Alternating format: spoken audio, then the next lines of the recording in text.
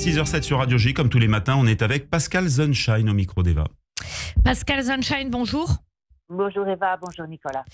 Pascal, hier, Tsahal a visé un entrepôt de missiles de précision du Hezbollah et visiblement, ça n'a pas plu au président Joseph Aoun. Oui, l'aviation de Tsahal a frappé hier après-midi à Beyrouth, dans le quartier de Darkia, un bâtiment qui abritait un dépôt et un atelier d'assemblage de missiles sol-mer du Hezbollah. Ce site était une violation de l'accord de cessez-le-feu et constituait une menace concrète pour la sécurité d'Israël. Le Hezbollah continue aussi à utiliser la population libanaise comme bouclier humain, ont expliqué hier le Premier ministre et le ministre de la Défense israélien. Tsahal avait averti les résidents de l'imminence de l'attaque pour leur laisser le temps d'évacuer. Il n'y a eu aucune victime, mais comme vous l'avez dit, Eva, la frappe israélienne a été dénoncée par le président libanais.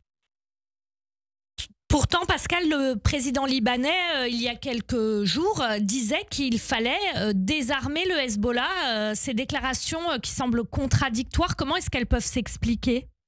De la manière la plus simple, le président Joseph Aoun est évidemment le président d'un État indépendant et souverain et il entend régler par lui-même le problème du désarmement de la milice pro-iranienne, même si on sait évidemment qu'entre ces déclarations d'intention et la réalité, il y a un fossé et que pour l'instant, c'est Israël qui a réellement les moyens de frapper le Hezbollah.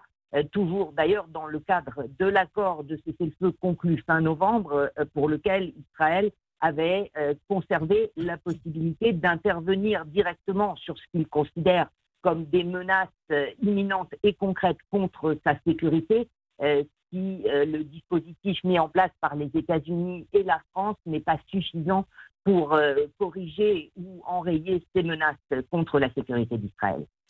Alors, le Hezbollah, c'est un mandataire direct du régime islamique iranien. Israël s'efforce, en parallèle de ses opérations dans la bande de Gaza, de desserrer l'étau iranien qui s'installe autour de lui. C'est dans ce contexte que Binyamin Netanyahou a affirmé qu'Israël avait empêché l'aviation iranienne d'atteindre la Syrie dans les jours précédant la chute d'Assad. Qu'est-ce qu'on sait de cette affaire ?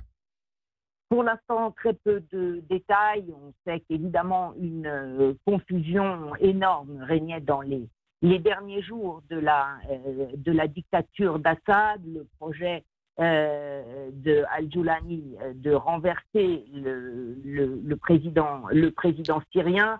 Le fait aussi que la Russie, son autre allié sur le terrain, n'a pas été présente et avait aussi évacué une grande partie de ses troupes pour les recentrer sur le front ukrainien.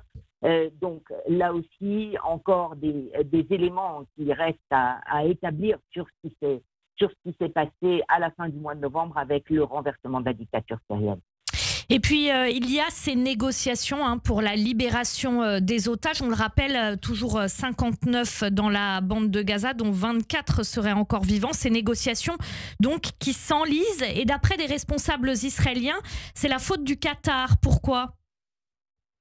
Dans la mesure où le Qatar reste, et on le sait, un soutien actif au Hamas, Israël s'inquiète du manque d'impartialité de ce médiateur à qui il a pourtant remis les clés de la négociation avec évidemment l'aide de l'Égypte. On entend d'ailleurs un certain nombre de propositions qui seraient formulées par les médiateurs. On a parlé de cette trêve de longue durée de 5 ans en échange de la libération de l'intégralité des 59 otages. Le quotidien saoudien Sharq al-Awsat parlait hier d'une trêve de 6 mois. On a donc là aussi encore une énorme confusion alors qu'Israël maintient que la seule proposition viable est celle formulée par l'émissaire du président Trump, Steve Witkoff, sur une prolongation de la trêve telle qu'elle avait été conclue au mois de janvier, en échange de nouvelles libérations d'otages et pas d'engagement immédiat d'Israël sur la fin de la guerre ni le retrait de ses troupes de la bande de Gaza. Pascal, est-ce que l'Égypte ou même l'autorité palestinienne peuvent peser assez lourd face au Qatar ?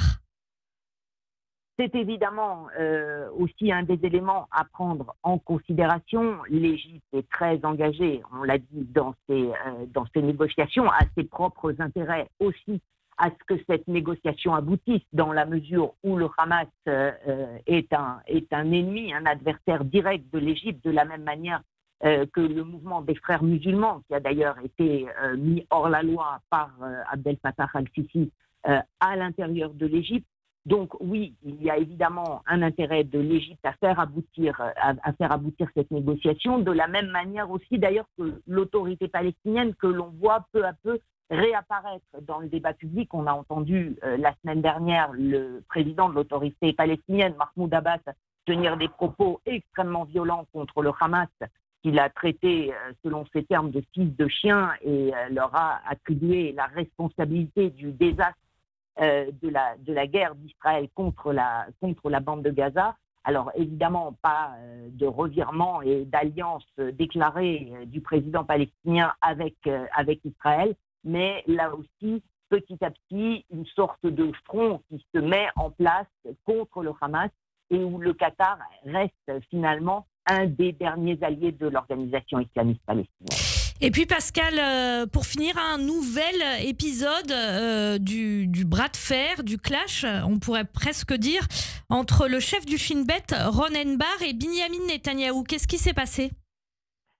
Il s'agit de la requête en cours devant la Cour suprême présentée par plusieurs associations contre le limogeage du directeur du service de sécurité intérieure. Ronen Bar avait présenté la semaine dernière une déclaration écrite expliquant pourquoi il contestait la validité de son limogeage par le Premier ministre. Le Premier ministre a répondu hier par une déclaration écrite dans laquelle il démonte les arguments de Ronen Bar qu'il qualifie globalement de mensonges, aussi bien sur sa conduite avant le 7 octobre que sur d'autres éléments sur lesquels on pourra revenir. En tout cas, Ronen Bar, de son côté, réfute les arguments de Benjamin Netanyahou et affirme que sa déclaration repose sur sa version et qu'elle est totalement l'expression de la vérité. Merci beaucoup Pascal Zonshine, notre correspondante à Jérusalem. On vous retrouve bien sûr tout à l'heure dans ce morning pour votre Zoom Israël. À tout à l'heure.